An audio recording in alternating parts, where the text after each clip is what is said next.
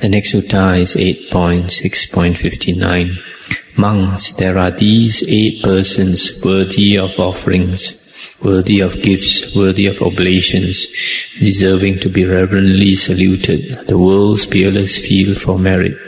What 8? The stream winner. That's number 1. Number 2, he who has entered the path for the realization of the fruit of stream winning. Number 3, the once returner or Sakadagami. Number 4, he who attains to the path for the realization thereof. Number 5, the non-returner or Anagamin. Number 6, he who attains he who has entered the path for the realization of the fruit of non-returning. Number 7, the Arahant. And number 8, he who has entered on the path to Arahantship. That's the end of the sutta. So here the Buddha is talking about 8 persons who are Aryas. And you notice it is 8 persons, not 4 persons. Because in the Abhidhamma, the path attainment is supposed to be followed immediately the next moment by the fruition. But this is not so in the suttas. In the suttas you have 8 persons, which means that path attainer actually exists for you to make offerings to. So it does appear in the suttas that path attainment and fruition attainment can take quite some time. They are apart, quite some time apart, not necessarily one following the other immediately. The other thing you notice is that these terms, Sotapanna, Sakadagamin, Anagamin and Arhan, are all fruition attainers. They are all fruition attainers. Here in this book they have translated wrongly. They have translated the stream winner and he who attains to the realization of the fruit of stream winning. So from this translation it appears like the stream winner, Sotapanna, is a path attainer. But actually, when I check the Pali translation, I find that the terms Sotapanna, Sakadagamin, Anagamin and Arahant are fruition attainers. The next sutta is 8.7.62. Monks, possessed of 6 qualities, a monk is enough for self, enough for others. What 6? Herein a monk is quick to grasp the subtle doctrines or Dhamma. Number 2, he remembers those heard. Number 3, he reflects on the meaning of those remembered. Number 4, knowing both the letter and the spirit, he walks in conformity with Dhamma. Number 5, he has a pleasant voice, a good enunciation, is urbane in speech, distinct, free from hoarseness and informative. Number 6, he is one who instructs, incites, rouses and gladdens his companions in the holy life. And then possessed of these 6, a monk is enough for self, enough for others. I'll just stop here for a while just to recapitulate. There are 6 qualities which makes a monk, which benefits a monk as well as benefits others. Number 1, he is quick to understand the Dhamma. Number 2, he remembers the Dhamma. Number 3, he reflects on the meaning of the Dhamma. And number 4, he walks in conformity with Dhamma. Number 5, he has a pleasant voice. Number 6, he is one who instructs and encourages his companions in the holy life. Now to continue. Likewise, possessed of 5 qualities, a monk is enough for self and enough for others. What 5? He is not very quick in grasping the subtle doctrines, but he possesses the other 5 qualities. That means he remembers the Dhamma heard, he reflects on the meaning of the Dhamma remembered, And then number 3, he walks in conformity with Dhamma. Then he has a pleasant voice, and he instructs and encourages his companions in the holy life. Possessed of these 5, he is enough for self, enough for others. Possessed of 4 qualities, a monk is enough for self, but not for others. What for? He is quick to grasp the subtle doctrines. He remembers those heard. He reflects on those remembered. Knowing both the letter and the spirit, he walks in conformity with Dhamma. But he does not have a pleasant voice, nor does he instruct, rouse and gladden his companions in the holy life. With these 4, he is enough for self, but not for others. Possessed of 4 qualities, he is enough for others, but not for self. What for? He is quick to grasp the subtle doctrines, remembers them, but he does not reflect on them or walk in conformity with Dhamma. Yet he has a pleasant voice, and he instructs his companions in the holy life. With these 4, he is enough for others, but not for self. Possessed of 3 qualities, he is enough for self, but not for others. What 3? He is not quick to grasp the subtle doctrines, but he remembers them, he reflects upon them. He walks in conformity with Dhamma. Yet he has not a pleasant voice, nor does he instruct his fellows in the holy life. With these 3, he is enough for self, but not for others. Possessed of 3 qualities, he is enough for others, but not for self. What 3? He is not quick to grasp the subtle doctrines, but remembers them. Yet he does not reflect on them, does not walk in conformity with Dhamma, but he has a pleasant voice, and instructs his companions in the holy life. With these 3, he is enough for others, but not for self. Possessed of 2 qualities, he is enough for self, but not for others. What 2? He is not quick to grasp the subtle doctrines, does not remember them, but he reflects on them and walks in conformity with Dhamma. Yet he has not a pleasant voice, nor does he instruct and rouse and incite his companions in the holy life, with enough for self but not for others. Monks, possessed of 2 qualities, a monk is enough for others but not for self. What 2? Herein a monk is not very quick to grasp the subtle doctrines. He does not remember those heard, nor reflect on the meaning of those remembered. Knowing neither the letter nor the spirit, he does not walk in conformity with Dhamma. But he has a pleasant voice, a good enunciation, is urbane in speech, distinct, free from hoarseness and informative. He is one who instructs, incites, rouses and gladdens his companions in the holy life. Possessed of these 2 qualities, a monk is enough for others, but not for self. That's the end of the sutta. I'm not going to go through those qualities again. Perhaps if you have the tape or if you remember, then you can reflect on it and slowly you'll understand. The next sutta is 8.7.63. A certain monk approached the Exalted One, paid homage, etc., and sat down and said, Lord, well were it for me if the Exalted One would teach me Dhamma briefly. After hearing it, I would abide alone, secluded, zealous, earnest, resolved. And the Buddha said, but this is just how some foolish fellows beg of me, and when they have heard me preach Dhamma, they think I am just the one to be followed. And the monk said, Lord, let the Exalted One teach me Dhamma briefly. Let the Welfarer teach me Dhamma briefly. Perhaps I might understand the purpose of the Exalted One's word. Perhaps I might become an heir to the word of the Exalted One. And the Buddha said, wherefore, monk, you must train yourself thus. Inwardly my mind shall become firm and well composed, and evil and unwholesome states which arise and overwhelm the mind shall find no footing. Thus indeed, monk, must you train yourself. I just stopped here for a moment. This advice the Buddha gave is a very good advice.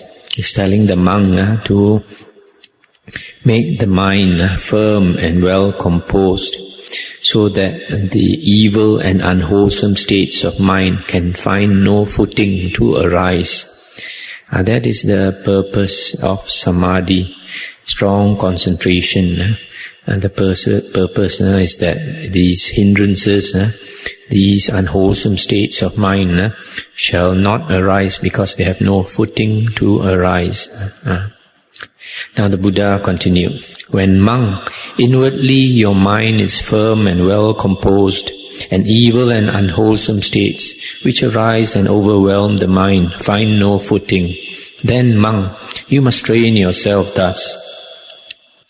Radiation of goodwill by the mind shall made become by me, continuously developed, made a vehicle of, made a basis, exercised, augmented, thoroughly set going.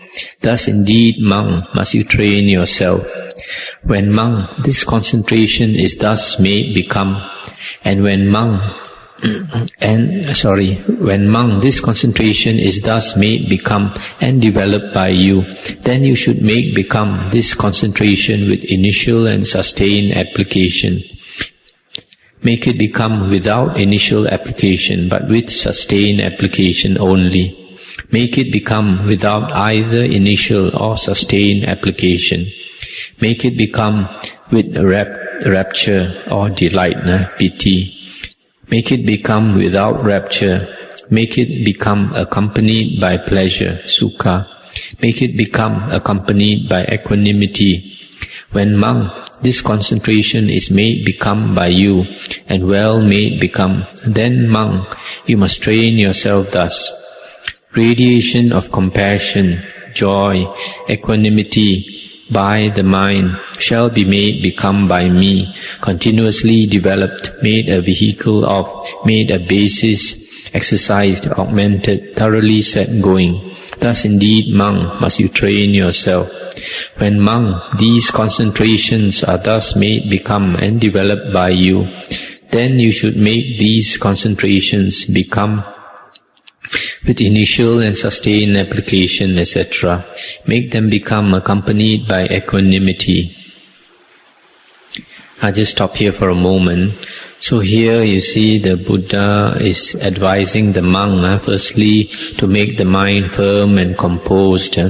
Then after that he asks the monk to practice radiation of goodwill by the mind, metta, goodwill or loving kindness, to develop the metta. And then after that to develop the concentration with initial and sustained application, that is vitakka and vichara. And then make it become without initial application but with sustained application. Then make it become without either initial or sustained application. That is the second jhana. With initial and sustained application is the first jhana. Without initial and sustained application is the second jhana. And make it become with delight or rapture, piti, and then make it without piti, and then make it accompanied by pleasure, accompanied by equanimity. These are different stages of jhana, going from the first to the second to the third to the fourth jhana, because the fourth jhana is a state of pure equanimity and mindfulness. And then after that the Buddha advised the monk to practice compassion, joy and equanimity, the other four Brahma Viharas. These are all the Brahma Viharas. And after developing practicing it, to practice the concentrations one by one. Now to continue, when monk, these concentrations are made become by you and made well become, then monk, you must train yourself thus. As to the body, looking upon the body, I will live strenuous, mindful and aware, overcoming the hankering and dejection common in this world. Thus indeed, monk, you must train yourself. When monk, this concentration is thus made become and developed by you, then make this concentration become with initial and sustained application, without initial application, but with sustained application, then without initial and sustained application, etc. When monk, this concentration is made become by you and well made become, then monk, you must train yourself thus, as to feelings, looking upon feelings, etc. As to the mind, looking upon mind. As to Dhamma, looking upon Dhamma. I will live strenuous, self-possessed and mindful, overcoming the hankering and dejection common in this world. Thus indeed, monk, you must train yourself.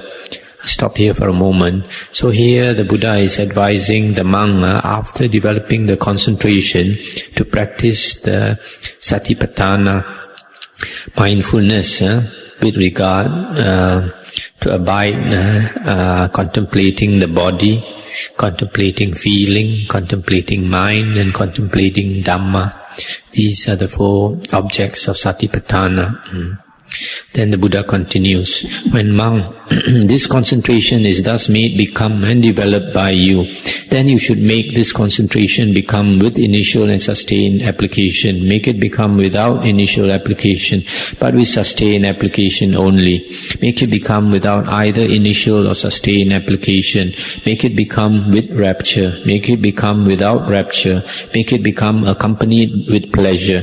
Make it become accompanied with equanimity. When monk, this concentration is made become by you and well made become, then monk, just to whatever place you go, you shall go in comfort. Wherever you stand, you shall stand in comfort. Wherever you sit, you shall sit in comfort. And wherever you make your bed, you shall lie down in comfort.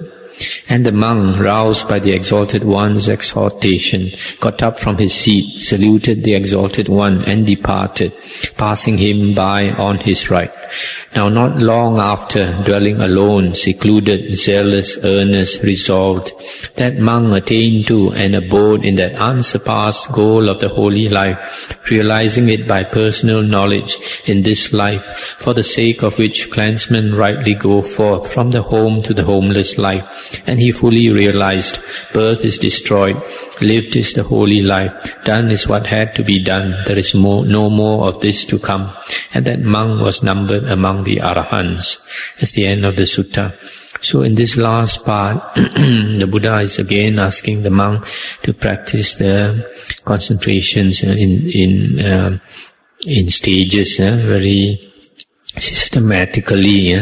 And then the Buddha says, when he has developed up to the concentration accompanied by equanimity, which is the 4th jhana, then the Buddha says, when this concentration is made become or developed by you and well made become, then monk, just to whatever place you shall go in comfort. Wherever you stand, you shall stand in comfort. Wherever you sit, you shall sit in comfort. And wherever you make your bed, you shall lie down in comfort. This is the result of attaining the 4th jhana. Some other sutta, the Buddha has also mentioned this, and it shows that the effect of samadhi lasts for a while. It's not that immediately you come out of samadhi, all the hindrances come back. And it is precisely because the hindrances are in abeyance that this monk can go everywhere in comfort.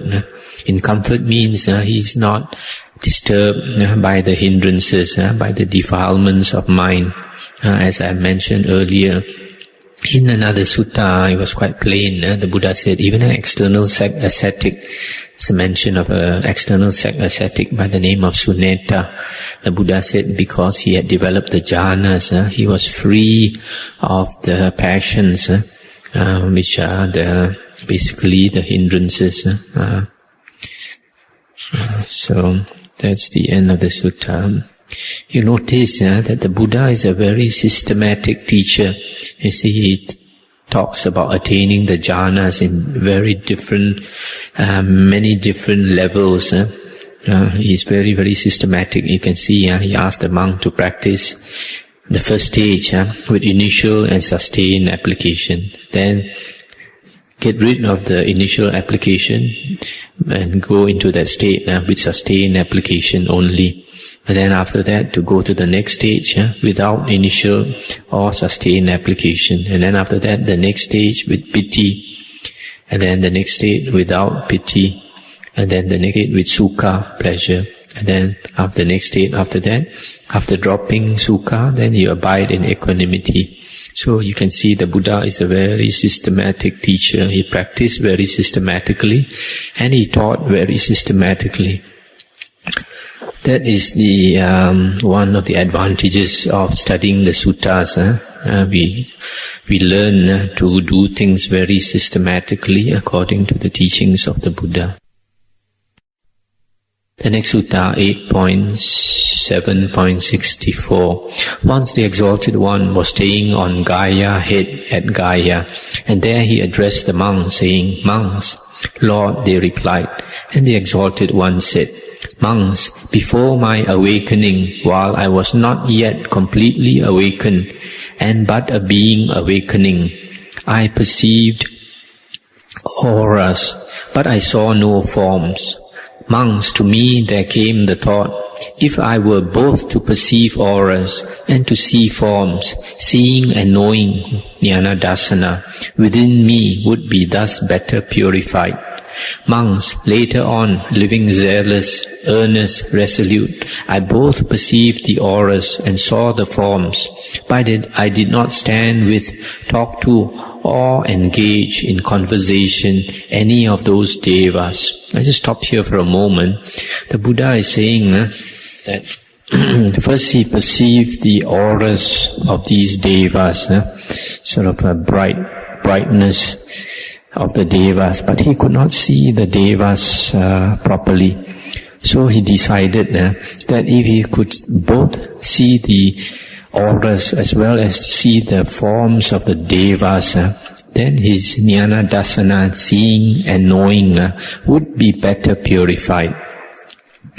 And then the Buddha continues, "Monks, to me came the thought, if I were to perceive the auras, see the forms, stand with, talk to, and engage those devas in conversation, knowledge, seeing and knowing within me would thus be better purified.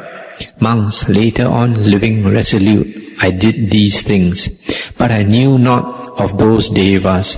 These devas are from such and such a deva community. Monks, to me came the thought, if I were to perceive the auras and to know that if I were to perceive the auras, see the forms of the devas, be able to talk to and engage the devas in conversation, and to know that these devas are from such and such a community, seeing and knowing within me would be better purified. Monks, later on, living resolute, I did all these things. But I knew not of those devas. These devas are the result of their deeds passed away from here and arose there. These devas also thus. I knew not, such is the food of these devas, such their experiences, such their pleasure and pain of those devas also. I knew not, these devas live so long, they have a lifespan of such length, those devas also. I knew not whether I had dwelt with those devas formerly or not. Monks, to me came the thought, if I were to perceive the auras, see the forms of the devas, talk with, engage those devas in conversation, know they are of such a community, know their faring on was thus because of their deeds, their food, experiences, pleasure and pain, their lives and lifespan so long, know whether I had dwelt with them before or not. Seeing and knowing within me would be better purified. Monks, later on, living zealous, earnest, resolute, I did and knew all these things. Monks, so long as this eightfold series of seeing and knowing of the higher devas was not fully purified in me, I did not realize as one wholly awakened to the highest awakening, unsurpassed in the world of devas with its maras and brahmas, or in the world of mankind with its recluses and brahmins, devas and men. But when the eightfold series of seeing and knowing of the higher devas was fully purified in me, then monks, I realized as one wholly awakened to the highest awakening, unsurpassed. Then Seeing and knowing arose in me, or knowledge and vision, and I knew, sure is my heart's release, this is my last birth, there is now no more becoming for me. That's the end of the sutta. This is quite an interesting sutta because it shows that the Buddha here is using psychic power as a stepping stone to full awakening, jnana dasana. And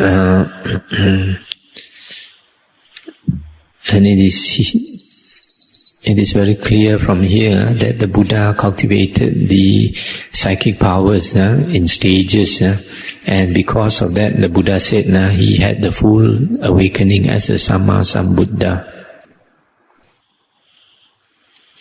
So this sutta contradicts what some monks say about psychic power, that psychic power, that you should not cultivate psychic power, etc. That there's a greed, that you might have a greed for psychic power. But here the Buddha is saying that he is using perfection of the psychic powers to perfect his seeing and knowing, jnana dasana, so that he obtained the full enlightenment of a Buddha. So in the Buddha's teachings, psychic powers are part of the higher knowledges, abhinya. The Buddha talked about 6 abhinya, 6 higher knowledges, and 5 of them are psychic powers, different types of psychic powers. Only the last, number 6, is the destruction of the asavas. So if psychic powers were not important, the Buddha would not have mentioned these 5 psychic powers as the higher knowledge, but because they are stepping stones to enlightenment, I mentioned them.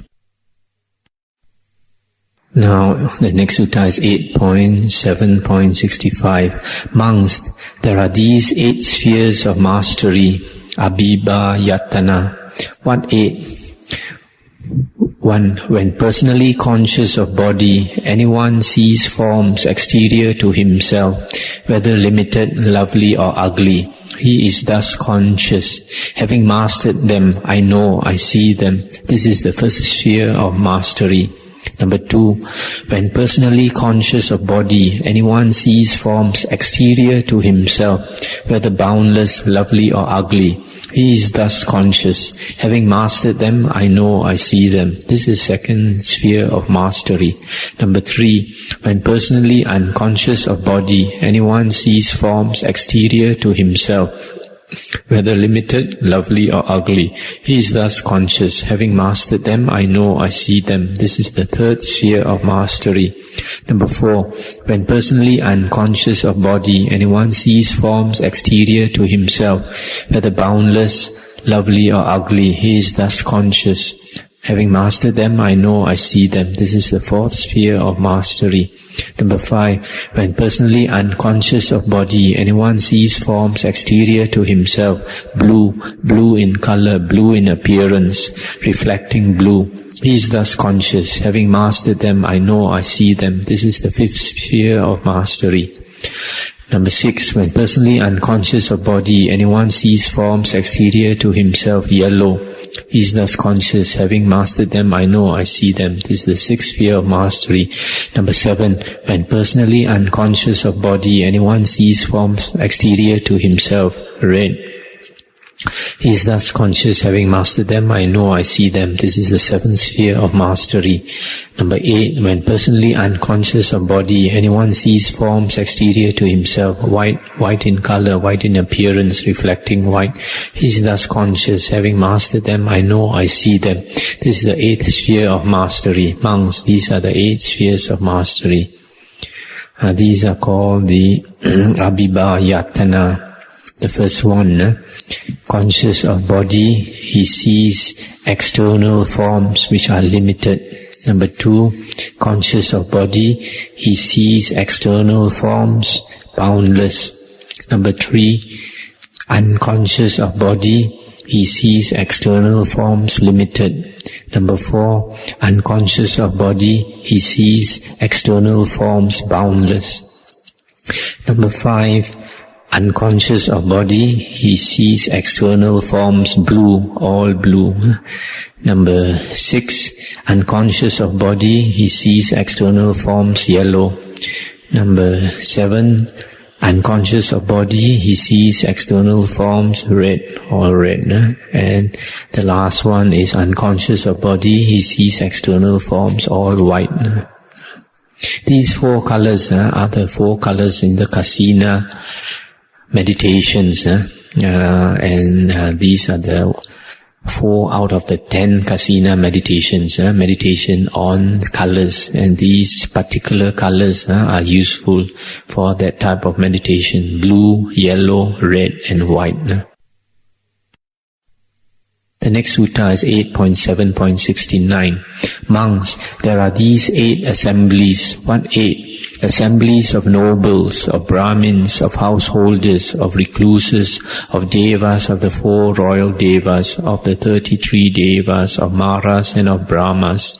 Now monks, I call to mind, having visited many hundreds of times an assembly of nobles, of Brahmins, of householders, of recluses, of the 4 royal devas of the 33, of Maras, of Brahmas, and before even I had seated myself among them, or had spoken to them, or had engaged them in conversation, whatever their color, that I became, whatever their language, that became mine.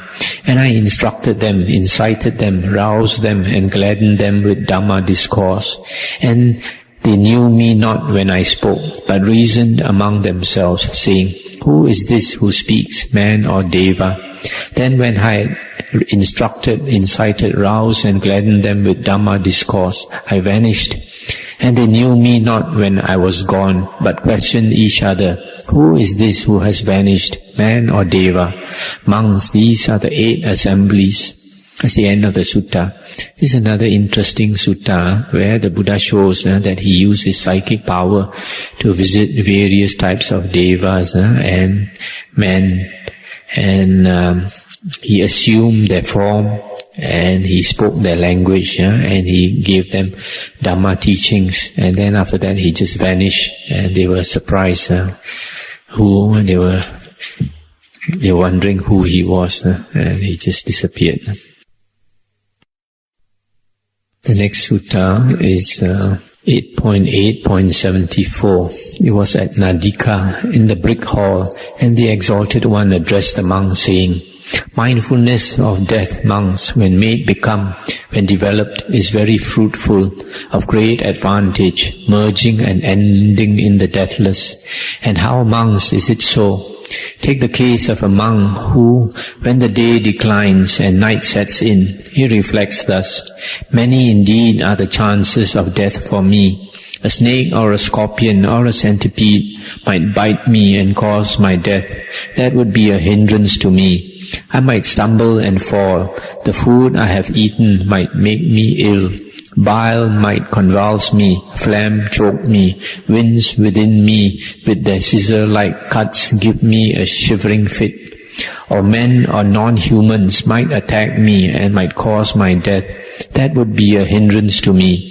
Monks, that monk must reflect thus, Are there any evil and wrong states within me that have not been put away, and that would be a hindrance to me were I to die tonight? If monks, on consideration, he realize that there are such states, then to put away just those evil and wrong states, an intense resolution, effort, endeavor, exertion, struggle, mindfulness and awareness must be made by that monk. Monks, just as a man whose turban is on fire or whose hair is burning would make an intense resolution, effort, endeavor, exertion, struggle, mindfulness and awareness to put out his burning turban or hair, even so, monks, an intense resolution, effort, endeavor, exertion, struggle, mindfulness and awareness must be made by that monk to put away just those evil and wrong states. But if that monk on review realize that there are no such states within him that have not been put away, which would be a hindrance to him were he to die that night, then let that monk live verily in joy and gladness, training himself day and night in the ways of righteousness or wholesomeness. Take the case, monks, of a monk who reflects likewise. When the night is spent and day breaks, he must reflect in the same way. And if he find evil and wrong states, he must make an effort to put them away. But if he discover no such states, let him live in joy and gladness, training himself. Monks, mindfulness of death, when so made, become so developed, is very fruitful, of great advantage, merging and ending in the deathless. That's the end of the sutta. So this is one of the ways in which we practice mindfulness of death. For a monk, because in the Buddha's days, monks used to live in the forests, in the caves, and in the open air, etc. And at night, sometimes he might think there might be danger from wild animals around. There might be danger of non-humans, especially at night. So he can very well think that there is a possibility that he might be killed at night, and or even some sickness might make him die. So he would have to reflect whether there are any evil and unwholesome states in him that he has not put away. Then he should make an effort to put them away. Or during the daytime, then the chances of being killed are not so much from non-humans, but from humans and animals, etc. And he can make the same contemplation. So in the same way, even though we don't have that type of dangers, there are other dangers. Of course, life nowadays is much more secure than before. But still, as we go on the streets, we might get knocked down in a car, or we drive a car, we might get involved in an accident and die. So we still can make such contemplation. The point here is that we must examine ourselves and see whether we have any unwholesome states in us which have to be got rid of. Otherwise, if we were to die, then these unwholesome states would pull us down to woeful planes of existence. So sometimes to understand our unwholesome states, we have to see how people treat us. Sometimes if we have conflicts with other people, then that is a good chance to learn our unwholesome states, because sometimes it's not easy for us to admit the unwholesome states, the defects in our character, but other people can see them. And when other people see them and don't like it, then they cause problems for us. Then that is a good way to understand our weaknesses.